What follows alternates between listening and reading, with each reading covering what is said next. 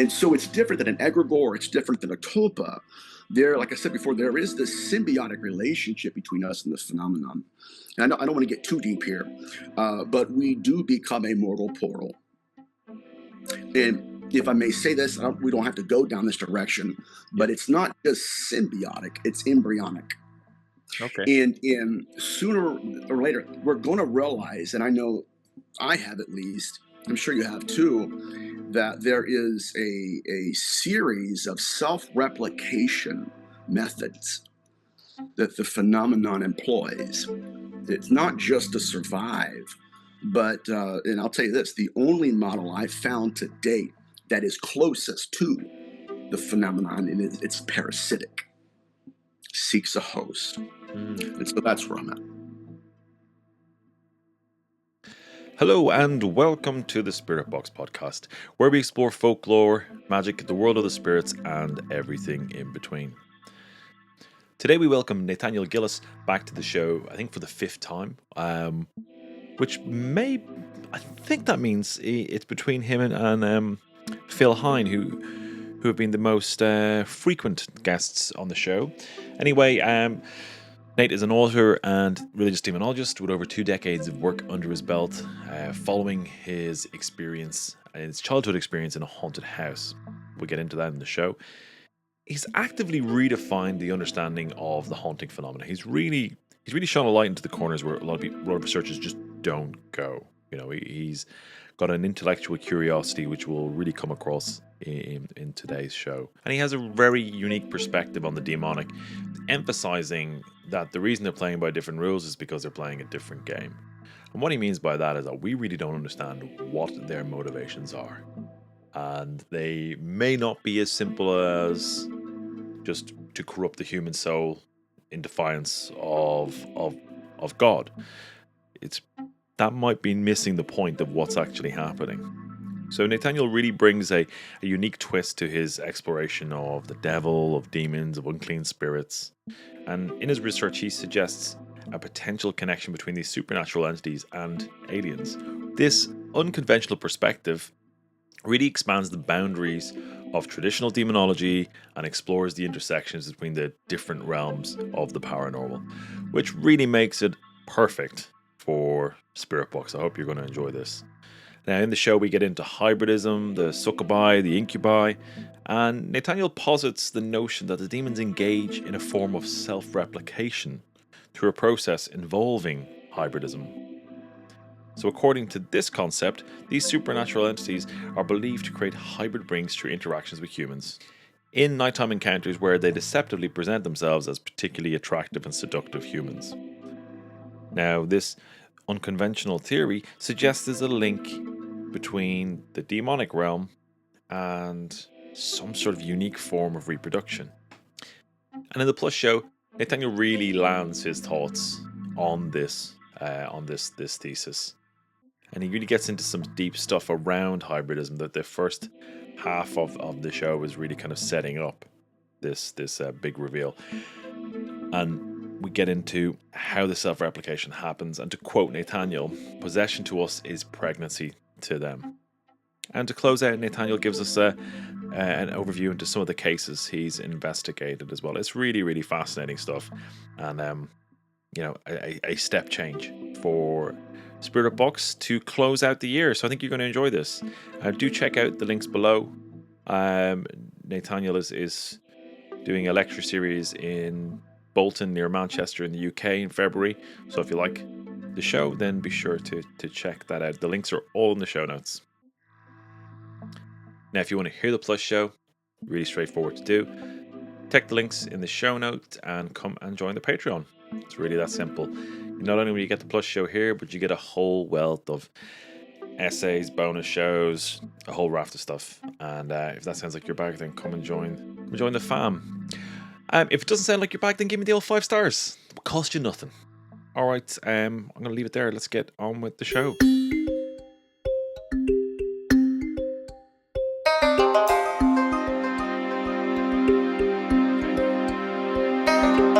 Nate Gillis, it is... Oh, how many times have you been on?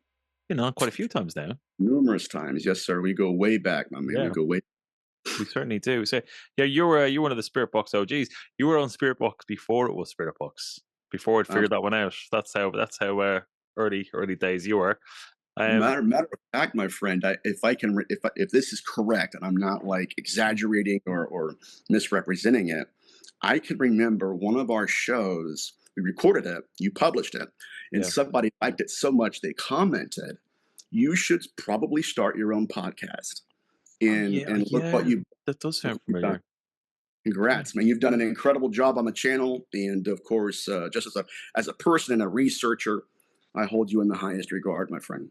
Oh, thank you. I really appreciate that. I'm back at you. You've got a remarkable area of research, which I'm looking forward to going through now. This evening. Um, how are you? What have you been up to? Oh man, I'm busy, busy, busy, busy. As you know, and you'll probably tell everybody at the end of the show, I'll be doing a lecture tour in February, Manchester. Never been to the UK before, never even been out of my country before, but I'll be lecturing alongside of some of the best researchers, Brilliant. and I'm biased, but if not the best researchers in the world. So they're incredible. They're my heroes. But yeah, so been extremely busy. I've got to do 6 lectures there, and we're going to do some filmography. It's good, but between that and interviews like we're doing right now, and then Yeah. research, I'm swamped, brother. Swamped. Yeah. Well, that sounds fantastic, and we'll have to get into a bit more detail as to kind of what you're doing in Manchester and when you're going to be there. Certainly, a lot of people who listen to this show will be up that neck of the woods. Awesome. So, just in terms of refreshing everybody's, you know, familiarity with your work, could you give a brief introduction into your world? Yeah. So my discipline has been demonology from the academic perspective. I'm not a practitioner. I don't go out there and conjure these beings, but I have always been fascinated. I was going to say interested, but it's a little bit more passionate than that. Fascinated by the darker nuances of the phenomenon. And here in the last few years, what I've been doing is searching for any and all interconnectivities between demonology and ufology.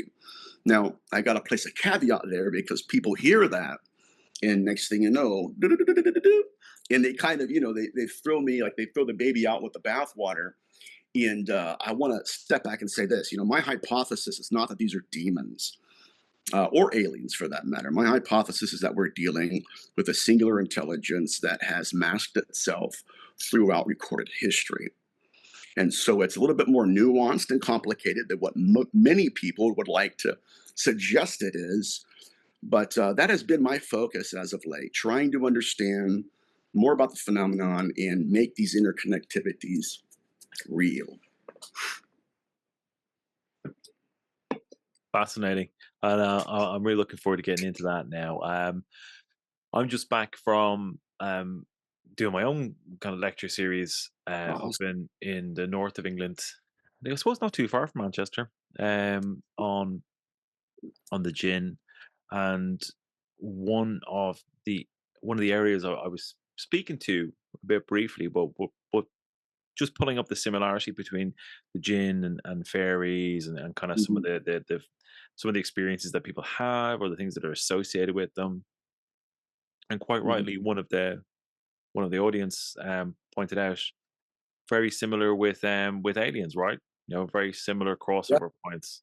Um, absolutely. yeah, It's interesting, it is, to me, it's apparent that the phenomenon is evolving according to our awareness of it. And so there is this kind of symbiotic relationship that it has with us as a species. And we've seen that in different case studies. But it's strange because in each and every incarnation of the phenomenon, it will reincorporate certain agendas back into the fold. And so that's why, even though the mask has changed, and even though it has diversified its image, identity, origin, and disguise in a sense, you will see different agendas that it reincorporates back into their program. So it's interesting, it's fascinating, but it's one of the more obvious behavioral patterns that my colleagues and I have noticed. Yeah, that's really fascinating, and this is where w- one of the areas that I really, really enjoy and find so interesting about your research Mhm, is how you come at it from a very different angle. Um, I when you look at that crossover between like the idea of the behavior of demons, the mhm. I guess the so-called ambitions, what we believe are the motivations of demons, and then kind of marry that across what's happening in the UFO world. It's just an area of investigation that I haven't seen much of at all. Right. It's really really unique in that area. So I guess the question I wanted to ask is what set all that off? What kind of what was the first domino to go down for you? So, my very first encounter with whatever this is we're researching, it occurred when I was 8 years old. My parents were taking a tour of a house that they were potentially buying. And I can remember my dad taking me by the hand, leading me into my room, which would become my future room. And he said, "Take a look around, Nathaniel, figure out, in case we are going to buy it, figure out where you're going to place all your stuff." I'm like, "All right, cool." So they went into the kitchen, cracked open a nice cold Coke, and hung out with the realtor. So while they're doing all that, taking a tour, I'm in there like, "All right, dude, got the mirror, or got put my mirror here, got my bed over here, my gaming system." And what was so interesting about that experience, at the very first moment I entered into that room, I was met with this stench. It was, and you hear parapsychologists describe it as rotting or decomposing organic matter. That was exactly it to a T. It smelled like death. And what's troubling to me is I've never smelled death before, but when I inhaled it through my nostrils, that's immediately what I thought of. Right. And yet there was virtually nothing in the room at all. I mean, the only thing, there was no cabinet, or not cabinet, there were no chest or drawers, nothing. The closet was empty. It was just carpet, and then on the right side of the room was a bed. That's it. But upon entering the room, like I said, I inhaled this stench. Even more than that, there was a presence lingering in that room, and I felt it immediately, my friend. I mean, it was like, wait a minute, something's here. Doesn't like that I'm here, and I felt watched. Right. But as I opened up the closet, kind of taking a look at everything, taking it all in, looking out the window. For some reason, in this happened when I'm 8 years old. I'm 35, and to this day, I cannot articulate. I have no idea why it is that I felt compelled to do this. But I knelt down on all fours, and I pulled the blanket up over the bed, and I'm looking underneath the bed. I still, again, like I said, I have no idea why I did it. Like when I think about it now, I'm like, what an idiot! Why would I do that? Well, when I did that, I was met face to face with a full bodied apparition of a little girl. Right. She was maybe a year or two younger than I was at the time. She was in pale complexion, long black hair, was wearing a white linen dress that looked to have been made during the turn of the century. So it was very dated. Right. But at that point, bam, I dropped that blanket and I beeline to my parents. I didn't say a word. I'm just sitting there like, oh my God, what is this? But once we moved into the house, I realized that that little girl did not belong anywhere near, not just that house, but the neighborhood itself. Right. I don't like, I mean, I'm talking like I remember discussing this subject matter with the neighbors, and I'm talking house to house. They would have parties house to house. I'd ask them, have you ever heard of a little girl like this? Has she lived here in the last 50 years? No.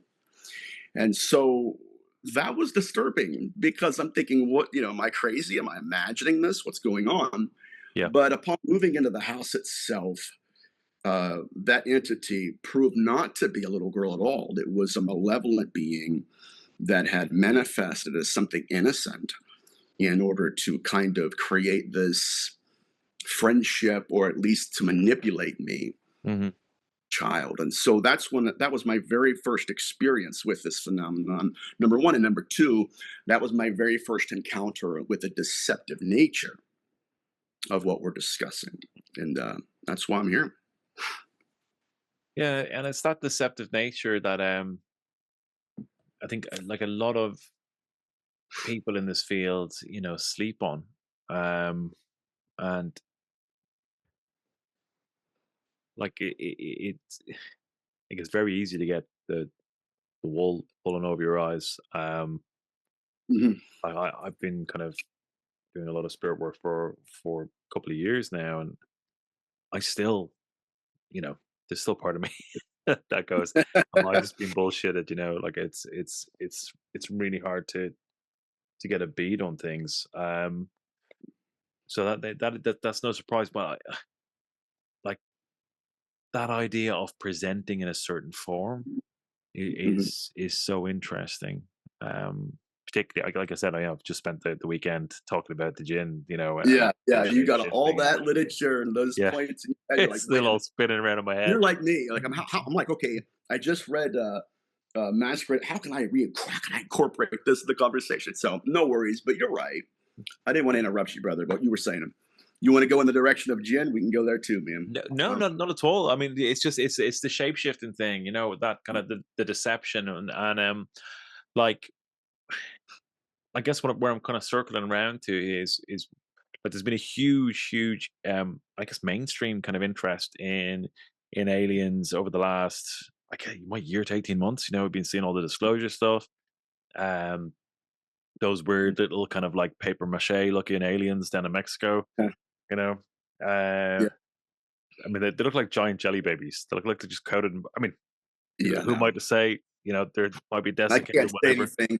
I know people that know all about that and know him personally. So Yeah. I'm on about it myself. Yeah. Yeah.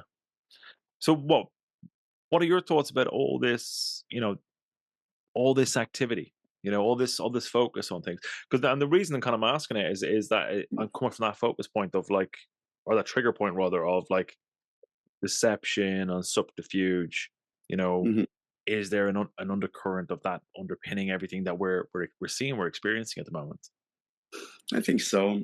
With respect to the disclosure movement, I don't think they're going to disclose anything. Right. And, I think that, and this is just my perspective, according to what I understand and as I understand it, much of this is dark stuff. It's not all love and light. And if they're going to come out and verbalize and confirm the insecurities of the human condition and the fears of the masses and say, hey, listen, yes, there are ships out there that they're transcending every known microcosm. They'll show up on radar, but when you get to them, they're not there. You know what that would mean is not only that we are not the master of our own airspace, but those ships have occupants, and it opens up the discussion to possibly the most problematic and disturbing aspect of the phenomenon, which is abductions, kidnappings, essentially. And to confirm one, its secondary consequence is to confirm the other. And so I believe, at least like I said, as I understand it, it's not going to happen. And even a lot of this stuff with Grush and everything, a lot of this stuff they're originating from black budgets. And I have friends that are former DARPA, and they've told us that. They've told me that. So there is kind of this movement within, I guess I should say, the deep state. And I'm not a conspiracy theorist, but yes, men in dark suits will not let this get out because the nature of the phenomenon. It's not just, and they're learning this very quickly. And the Collins elite knew this in the 50s. Um, but the nature of the phenomenon is not solely nuts and bolts, but there is an esoteric value present. Not just that, but there is an esoteric value to this stuff. It's not just technology. There is a measure of sorcery, a measure of magic in a sense. And I think that our government does not have handcuffs large enough to handicap whatever this phenomenon is. And so, like I said before, to acknowledge this, you've got to acknowledge that. And if you acknowledge that, it's going to create an ontological shock, and you're going to have a lot of people like freaking out. Yeah, I get that, and look at, and especially, you know, if you look at UFOs as the way kind of you connect them to like the wider like phenomena that's been Right. haunting humanity for well, since we've been here. Um, it's not just nuts and bolts. It's not just there's aliens out there. So, well, there's aliens in here, you know. Hmm. And I think it's a far more frightening proposition. Because And weirdly, I yeah, noticed. Oh, sorry. Go ahead. no, go, no, go ahead. I'll follow up with you. Go ahead. Because weirdly, I noticed people are almost nonchalant about, you Hmm. know, like the government in the US are discussing these things kind of relatively openly. The release of videos, what they call them, the TikTok videos, that kind of stuff. Yeah. Um, like people are fairly nonchalant about it. No one's like, oh my god, my world's changing. Right. They're fairly nonchalant about that. But what I think with your thesis of how you're looking at both these phenomena, Yeah. you've got the kind of like the extraterrestrial, who is external to this world and to us. But Hmm. then you're actually just, marrying that up with this terrestrial force that we do not understand, that is Right. malevolent, and we are extremely vulnerable to in ways that we can't even imagine. Or, I am not a proponent of the ET hypothesis, or the ETH as it's known. Um, if we're going to believe they're ETs, then we've got to believe they're all guides. They're all dear Ednas. They're all ghosts. They're all demons. And essentially, they're every mask they've ever incarnated into. Uh, we can't exclude those. And so, what I've been thinking about as of late is that when we look at the cognitive interfaces the phenomenon has employed throughout history, it almost forces us, and I know this is I'm not trying to use big words, but it's the only word that fits. And almost like a, a very nebulous sociological scenario where it will manifest as an archetype, as a role, as a former lover, as a person of authority, as a religious figure. And it forces the experiencer into this strange paradigm where the implication is, number one, I am appearing as this, but it doesn't mean a thing unless you believe I am who I am appearing to be. If you don't believe it, it's pointless and it doesn't matter.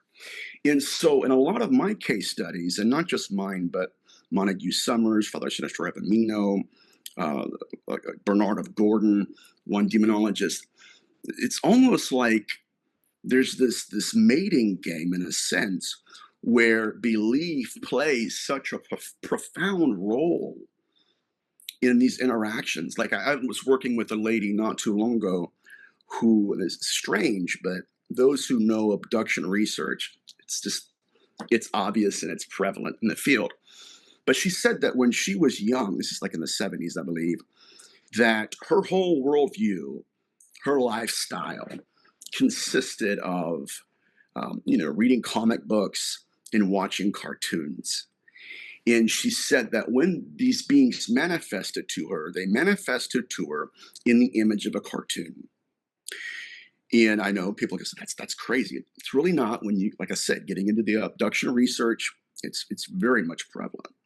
But what struck me, it's so fascinating.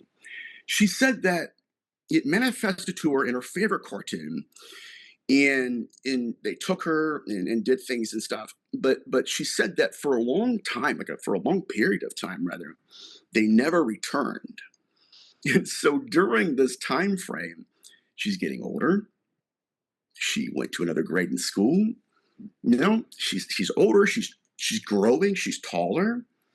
And she said that everything began to change for her. She's no longer reading the comic books as much.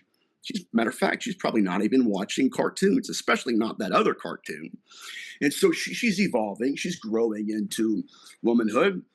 And she said then one night, a couple of years later, they appear to her in the room. But guess what? As the cartoon. And she says, now, this is hilarious to me. She says, now, Nathaniel, I'm this tall. Now, it's this tall. And now I'm looking down at it. And this, what I'm about to tell you, it demonstrates such a strange pathology that it's going to take a lot of people by surprise. Because I know, and I read a lot of abduction literature, it took me by surprise because I thought, wait a minute, there's a lot more going on than meets the eye. She said that when she's interfacing with this entity, that she's looking down at it, and the entity is kind of reading the tea leaves, feeling her out in the sense of, okay, do you believe I am your favorite card? Do you believe I am who I appear to be? And so, as this entity is looking around the room and noticing things and different changes in her behavior and everything, it realizes that there is a certain measure of disbelief in her. And she said that's when its eyes begin to like move back and forth. And this is the quote: it was measuring her belief in that image. And when it caught it, it's gone. Now it has to go and figure out, okay, what else can I manifest as? So, and that's not the only case that I've heard of where belief does play a major role in this. But what's also interesting about this particular case study is why would an alien? I'm not going to assume I know what aliens would do, but let's just work with this current model if we can. Why would an alien traverse light years just to measure the belief system of an individual? This gets back to this cognitive interface of what I call the temptation of belief. And in some cases, there are experiencers who, when they bite and they're enchanted by this image, it's almost like this kind of, I call it permissive. Well, I don't want to say consent, but it kind of induces them into this stage where now that entity has freedom. If you believe I am your ex boyfriend, I'll step into that role and fulfill that to a certain degree. And so, what I've noticed, along with other researchers, is that when you push back on the mask, when you say, okay, listen, this doesn't make sense, the phenomenon is forced to improvise. And in many cases, it does not have that faculty to do that. That's super interesting. Super Mhm. interesting. One of the things that comes up again and again when people discuss like some aspects of this kind of research, Mhm. particularly around ideas of like the Watchers or Nephilim, or Mhm. like the archonic view of things, where they, where we're in a universe where we're kind of ruled or shepherded by beings that don't have creativity, that Mhm. have made like a carbon copy of the Mhm. original universe, and we inhabit that copy. Mhm. Um, but human Interesting. beings have the power of creativity, and these beings don't. Um, Mhm. that idea of kind of belief being kind of the engine of deception, it kind Oh, of yeah. it almost leaches into creativity as well, because it's the it's our own creativity that empowers belief to a degree. It's kind of a clunky sentence, but you know what I'm trying to get to. Like it's Yes. our creative imagination can really, really kind of empower what we believe. Yes, and there is this symbiotic relationship. And I still have not been able to verbalize this accurately. Sometimes we don't have the vocabulary, my friend. It's just like, okay, bleh. Does it make sense? No. Well, that's all I got today, guys. But there is this concept of being born, I believe. In antiquity, there were certain demons that were not malevolent in and of themselves. I'm not talking about daemon, I'm talking about demon, Demon, where we see this in Mesopotamian texts and ritual bowls where certain paranormal activity would manifest in someone's house. And so this individual would go to a blacksmith and say, okay, listen, I want you to create this demon for me. He's going to be used as an amulet. And so the blacksmith would say, okay, this is incredible. The blacksmith would say, okay, do you have the dimensions of this entity? And from the imagination in the mind of that individual who owns the house, they would say, yes, it's this tall, it's this color, it's this wide, and I want you to make it with this metal. And so when that blacksmith was finished with this metallic object, the individual would then take it to his house, place it in a room that was designated for it, go to bed at night. Now, this is pretty disturbing when you think about it. And that entity would begin to break out of that metallic idol or object, and it was born. Now, what's fascinating about this, at least to me personally, is that long before the blacksmith molded the image of the entity, it's almost as if the entity molded the mind of that man. This is what I look like. And then it carries over, create me. And so it's different than an egregore, it's different than a tulpa. There, like I said before, there is this symbiotic relationship between us and the phenomenon.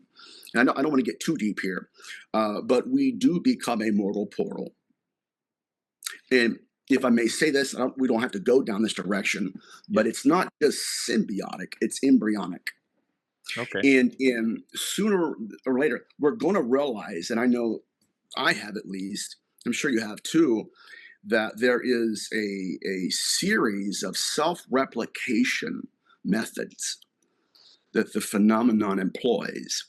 It's not just to survive, but, and I'll tell you this, the only model I've found to date that is closest to the phenomenon, and it's parasitic, seeks a host. Mm, And so that's where I'm at. that's really interesting. Yeah, that's really interesting. And I think one of the things that we have to kind of get our heads around collectively is when we think parasite, we tend to think in physical terms, Right. rather than actually we're going to parasite the imagination, you know, Yeah. Yep. um, um, and we can see the kind of impact of that being vampirized in that way, and it can come out in art, it can come out in our creativity. Our creativity can serve as a battery to bring that out into the world and infect others' Right. imaginations. Um, yeah, it's extraordinary stuff. Um, Yeah. I know I probably pig trail, but the thing is, my friend, when you start diving headfirst into different labyrinths, you start you land, I should say, you land at the base of the phenomenon. You look up, you're like, wait a minute, I didn't know I was going to be here. And so that's what's so difficult when you're studying demonology. You're not just studying folklore, you're studying experiences that are mhm, kind of calcified in mythopoeic thought. We did not have text messaging, we did not have Facebook or Instagram. And so what our ancestors had essentially was holding their babies near a campfire and telling them ghost stories, not fake ghost stories, real experiences to them. yeah, And so when I started reading demonological literature, what struck me so profound, I thought, oh my God, these were real events to these people, yeah, but they were events that were interpreted according to their cultural lens. that does not mean they did not experience something. And if I may, the sad thing is we have a lot of people, especially in the field, that will frown on demonology. And if I may go as far to say this, there's a lot of people that will go to Trader Joe's or go to their favorite grocery store and see a bumper sticker on the back of a Jeep and think, I like that. That makes sense. And they'll use that kind of philosophy with respect to demonology, and you can't do it, you know. But what I always tell people when I mentor them is that demonology as a field of study must be understood within the larger context of the phenomenon. Hmm. Only then can you really tackle the subject in a germane way. One thing that I know you've done a huge amount of research of late, and getting into some real dark territory. Mhm. Um, and I was wondering, is there any kind of some of the either the experiences that you've had recounted to you, or some of the areas that Mhm. you've been, working on doing cleansing and what have you, and what's been going on for you? Have you any? Well, I'm more interested in the esoteric interconnectivities with this intelligence. If we go back into the early 50s, the earliest ufologists or experiencers Yeah. were people like George Hunt Williamson, who was making Ouija boards and contacting extraterrestrials with it. Same thing with George Adamski, Albert Bender. These guys were quite literally building altars in their attics, Hmm. trying to contact what? Spirits or extraterrestrials? And this is just another corollary between these fields of research. But I think to me, it kind of points the finger back at the extraterrestrial hypothesis.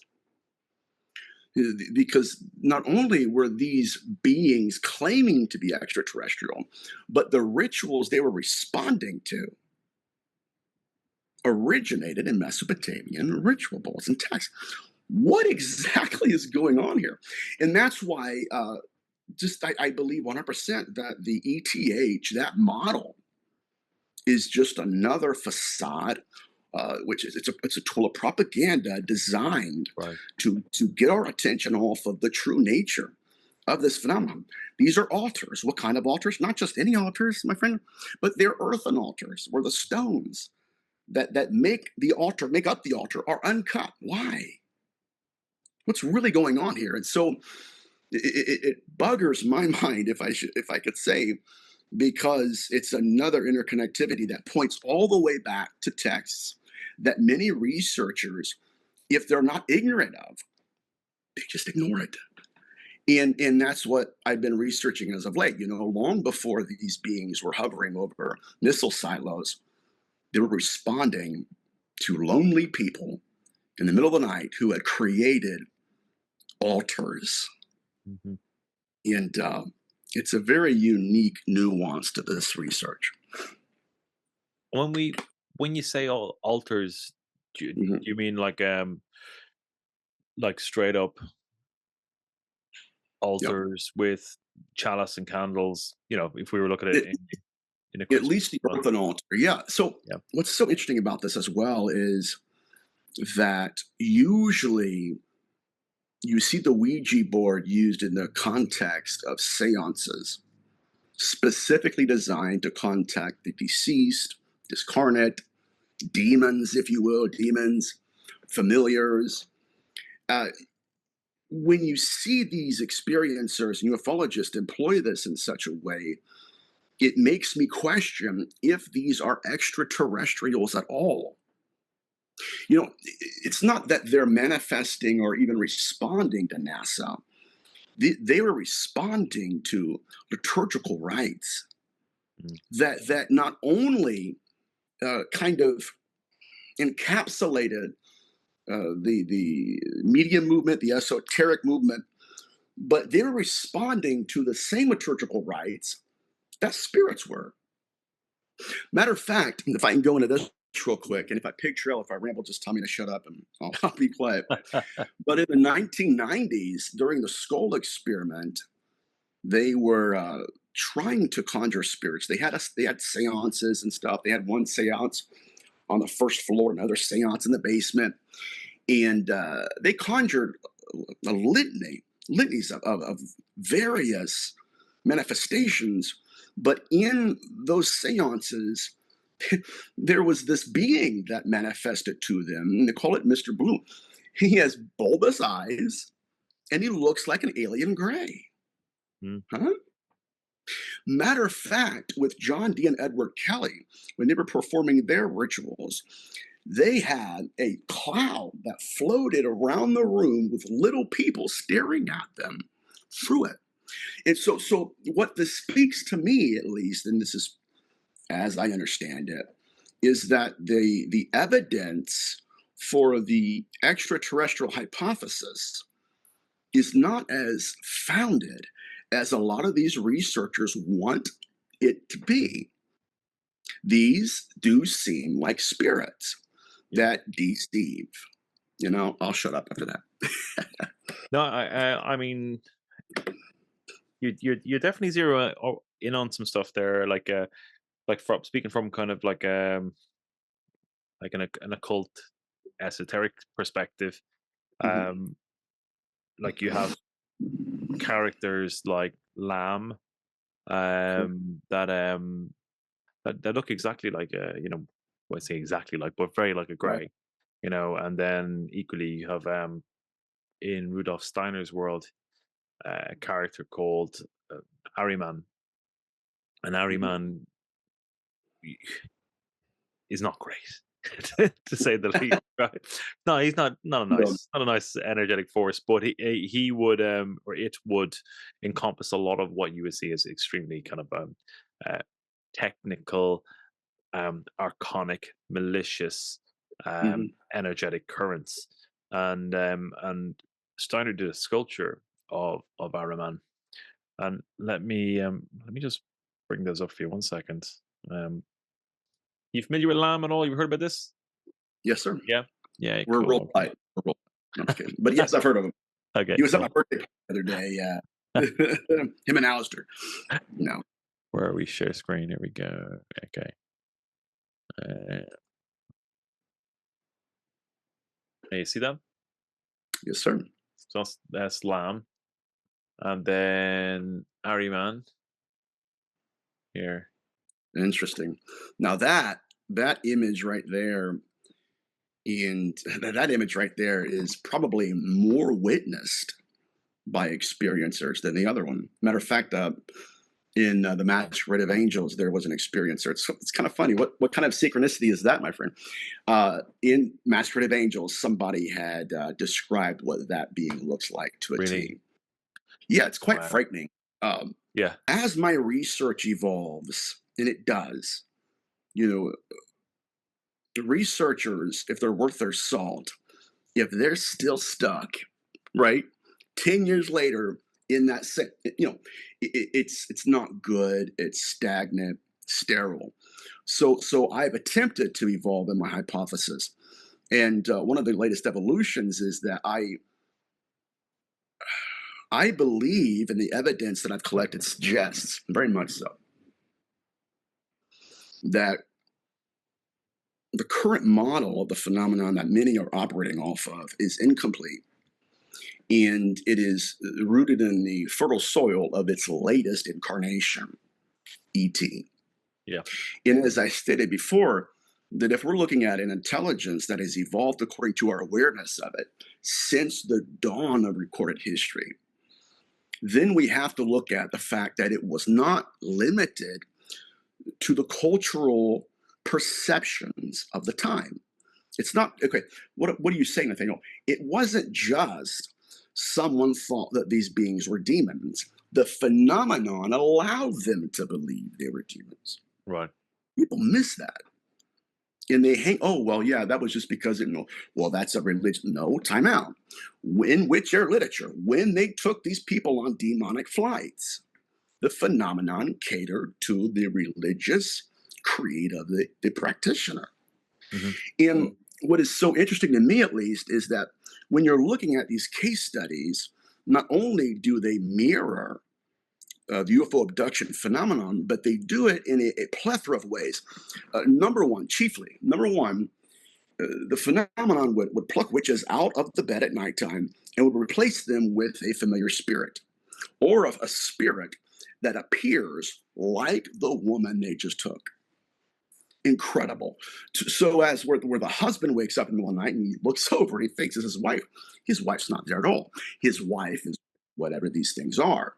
In An Eros and Evil by R.E.L. Masters, he kind of italicizes this in such a way where it's virtually impossible to miss.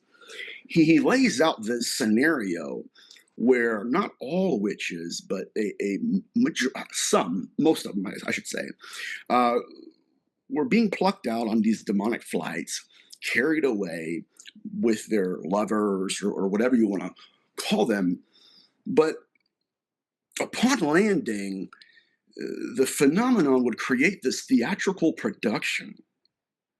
And so these women, okay, some of them are used to copulating with corpses or demons, horns and hooves. And so you have this kind of model that the phenomenon is manifesting as. And so they're going through all the motions, all the incantations and the witches sabbat. And then suddenly, boom, something would fade in and out and this is what I'm calling it loosely, in the program that was being employed. And in some cases, these women and men too, they would look around and they'd realize I'm not on the backside of a mountain. And it's not a devil, it's not a demon, that's not a corpse. But they were being poked and prodded by metallic objects that were cold to the touch. Now, this points to the idea that whatever we're dealing with, and I'm going to throw this out there, is more demonic than a demon and more alien than an extraterrestrial. It is something that is so hyper aware and so intelligent that it hid itself behind these incarnations and allowed people to believe in these archetypes. And then when it was ready to evolve, if we as experiencers and researchers made eye contact with it, then it evolves. Why does it evolve, my friend? It evolves in order to evade. And then it changes and then reincorporates certain things back into its agenda. And that's why we have the bloodline of hybridization, both in antiquity, Mesopotamian texts, Akkadian ritual bowls, into the debooks phenomenon, right? Changelings, on and on and on. The only thing that's different is that it's evolving in a different incarnation. Now what modern researchers do, and I'll shut up after this, but what modern researchers do is they pigeonhole it. And it's almost like they grope in the gross darkness and live their lives researching this current incarnation, not realizing that that has to be understood within the larger context of the phenomenon. Only then will we see its nature in what it considers valuable enough to reincorporate into the newest mask. That's so interesting. And I suppose that the next area for consideration is, what is what what do you think is of value to the phenomenon? What does it want? Self-replication species, I know it's self-replication. I know it's a really dumb question to ask. No, it's really. I think it's a germane inquiry. There's a lot of researchers that they would have never asked that question, right? They like I said, they saw a bumper sticker, they've got it all worked out in their head. But upon closer examination, yes, it is self-replication of species. In At least in my research, I've kind of dug out, and I probably poor grammar, but forgive me. I guess I've discovered this behavioral pattern that has united these beings, not just in antiquity, but even with Jeffrey Epstein. And again, I don't want to get too deep into that. Yeah. But the pathology and the victimology here. See, demons are not what they're called. And this is going to be so hard for practitioners to understand. Well, I call their names. Okay, fine. That's fine. Okay. but they're not their names, they are what they do. And so early on in my research, and I'll tell you what, the latest criticism from Nathaniel Gillis is, wow, he's saying all this because it's the model of demonology he inherited from evangelicalism. And lazy. Somebody commented like that. Oh, he got that from church.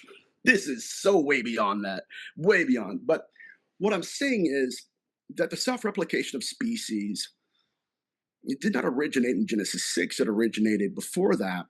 But this changing of appearance in order to self-replicate is the common thematic element that unites what I've considered to be the moulters. Like I said, yes, the phenomenon will diversify its identity, just like a serial killer. But at the end of the day, they're going to be doing the same thing.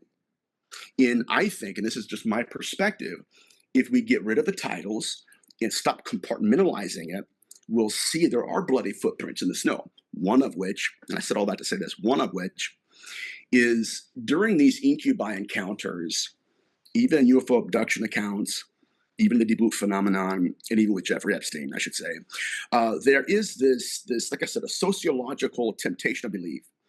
It's not enough that I manifest to you as someone you would be intimate with.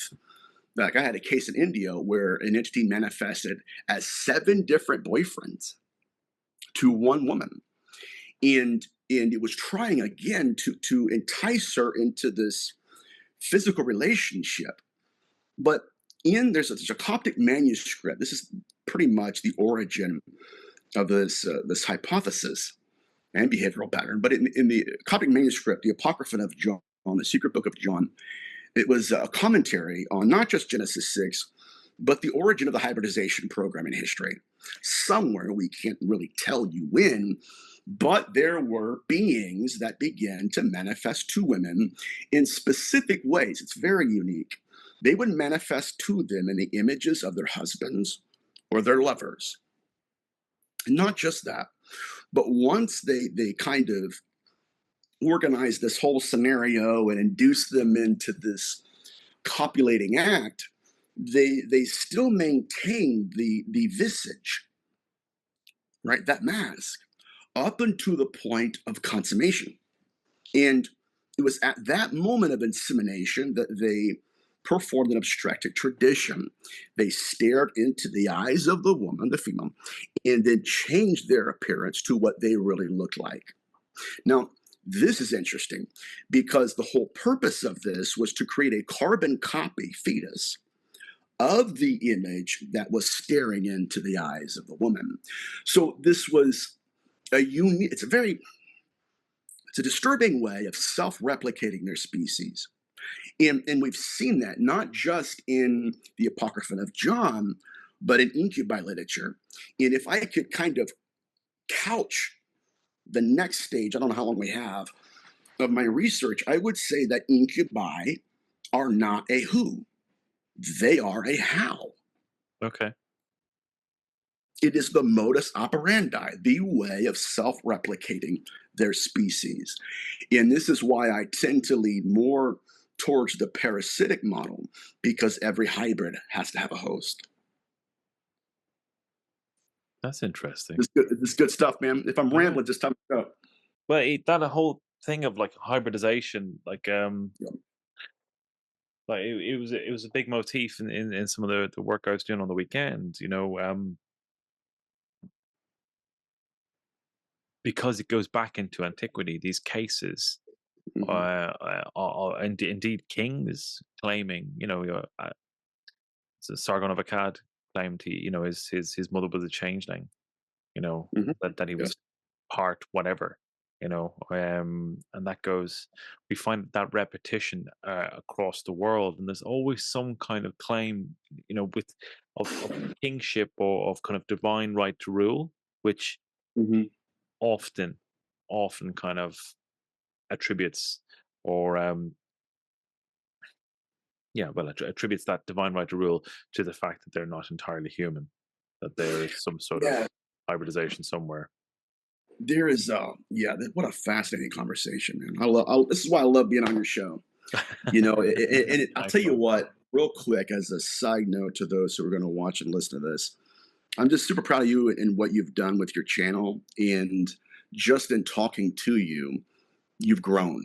I have too, but you've grown. And I think that is a testament to who you are as a person. But getting back to this hybridization program, yes, every hybrid has to have a host. And this is why Bernard of Gordon, one of the earliest demonologists, considered these hybrids to be larvae. Right. Weird twist on it. Larva. And in matter of fact, in demonological literature, the offspring, not just of incubi, but of demons and the devil, they were considered to be effigies. In other words, not just a biological avatar, but quite literally the biological avatar that bears the physical material resemblance of someone who exists or has existed. I'm getting passionate now, man. This is why this research is so vital, because this is not a new phenomenon. And Right. what oftentimes this intelligence will do, it will kind of bait researchers into believing it is new. It's a novel manifestation. No, it's a novel incarnation. But again, if you look at the footnotes of history, you see it's present.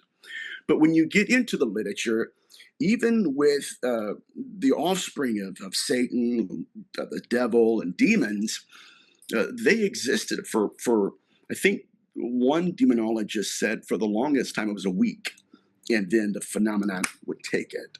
Right. And so when you look at the pathology of possession, which we'll go down here for a second, a little bit, pathology of possession, it is not the relocation of consciousness alone. Right? We get that model from Catholicism, nothing wrong with it, but it's an incomplete version of what this phenomenon represents. The pathology of possession is not the relocation of consciousness alone, it's the replication of life. And so there's a reason why these beings wanted to have a biological avatar that looked like them. I'll throw that at you and see what to do with it. What's the purpose of this? Yeah. I mean, it's extraordinary. I've never looked at it that way before. Um, I mean, I've always kind of explored the ideas of kind of, well, what's the purpose of possession? What's the purpose of kind of the interception of demonic beings, whatever you want to call them. Let's just say negative beings rather than kind of demonic beings that kind of Sure. interfere and with human beings um in a negative way. That the purpose conventionally has always been seen, it's to drive one away from God, to weaken one's resolve, Yes. to at the cost of one's soul ultimately. I know there's a number of different stages before someone gets there. But the idea of replication is very, very interesting. And the truth is that, like, the accounts, the folklore, the history, the mythology, all has a vein of that through it. Correct. Mm. Correct. And in the Apocrypha of John, it's, I was going to say it implied it or suggested, but it was much more concrete than that. It stated that these beings were apparitional in nature. And so they were creating biological avatars. Now, on one hand, you do have the kind of Catholic model of possession, which is what I think you just articulated earlier. Yeah. But if you look at it through the esoteric lens, it is not just the relocation of consciousness. Like I said, it's the replication of life. Matter of fact, mages, this is from The Golden Bow by James Fraser. Mages, when they were struck with a mortal wound or they were dying of old age, they would often, hold up, watch this, you're going to catch it. They would often go and inseminate a woman with a fetus and take that fetus as their own, place their consciousness in it. This is called the red rite and the ultimate black mass. It's all kind of interconnected. But if you look at the phenomenon through that lens, it's just another interconnectivity between ufology, hybridization program, and esotericism, which, whatever we're dealing with, it's it's not only knowledgeable about esotericism, it's almost like this intelligence authored these incantations. See, the purpose of the incantation is incarnation, the incarnation of who and what. It's like, I always ask myself this, and again, if I ramble, just like I said, I stayed up all night researching, so it's kind of like, oh well, it's like, oh my god. But when you look at the primordial man, it's not like a man just woke up one day and thought, I'll tell you what I'll do, right? I'll carve the name of an unclean spirit in a small metamaterial metal, and I'll implant that into a body in the conscious, and this is called terraphane. It's the first implant. Right? Esotericism, necromancy. It's so connected. But it's not like they just woke up one day, my friend, and thought, you know what, I got a novel idea. No. So there is, it's almost like there is an intelligence that creates, and I know some demonologists consider this to be, and these are very unique terms, but magical technologies, Hmm. where it's not nuts and bolts, it's consciousness. And whatever this phenomenon represents, it united both of them. No wonder they responded to altars, because those altars are tied to antiquity. It just kind of, for me personally, it broadens the perspective to where we're now forced to think outside of the intellectual coffin that many are dying in today. That's fascinating. Really fascinating. Well, Nate, I've really enjoyed this, and it's always great to talk to you. Always enjoyable. Me too. And I have to ask now. We're going to be in Manchester soon. What else have you got going on? I have a show that will be released soon with what lurks beneath with Dominic. Very great guy. Loved being on with him. Yeah. That's really it. I got a 6 lecture series in Manchester, and then When is that? February 17th. It's going to be from I Okay. think 9 a.m. to like 11 p.m. Right. But guys, I know I've been on one today. I'm very. The thing is, I'm information dense because I've been doing research for this tour. Yeah. So, anyways, my friend, thank you so much for having me on, and I apologize for rambling to everybody. Not Next at all. time, Not at all. It's been an absolute I'll pleasure. It's always a pleasure to have you on, man. Um, we we got to figure out where you're flying into and see if we can go for a beer. You know, when you're, that'd be that'd be great to awesome. catch up. Yeah, it's been many years in the making, so it'd be great I know. to catch up. As always, you've been a wealth of information and insight, and always have an original and interesting perspective. So it's been an Thank absolute you. pleasure to have you on Spirit Box again, man. All right, brother. You have a good night, man. Anybody who Sure. wants to find out where to find out more about your work, where's the best place for them to do so? Follow you and that kind of thing. Well, there for a while, I had my own show on the Leak Project channel with Rex Bear. So, you guys, if you guys want to look more into my research, on my YouTube channel, Nathaniel Gillis, there's a playlist of probably 100, if not over 100 lectures and shows. Scroll through them. You can follow me on my Instagram. I used to have a website. It's too much, man. I got Instagram. I'm off of Facebook. I got Instagram, and Yeah, that's how you guys get a hold of me. But my cool. friend, thank you so much. And I have ADHD, guys, so my mind goes there. Squirrel, this is how it is. It's My pleasure, unfortunate. man. It's my pleasure, man. It's been lovely to have you on the show and great to catch up as always, dude. All right, brother. You have a good night. You too, fella. Take care.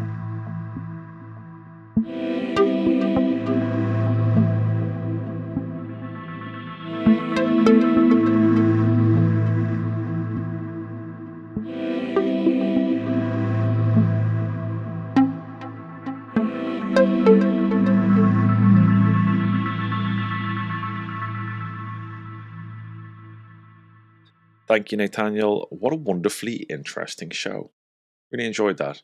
Such rich food for thought. I hope you guys got a lot of that too. Now, if you want to follow Nathaniel, then do check the links in the show notes. And we'll leave it there. We'll leave it there. Take care. Talk soon.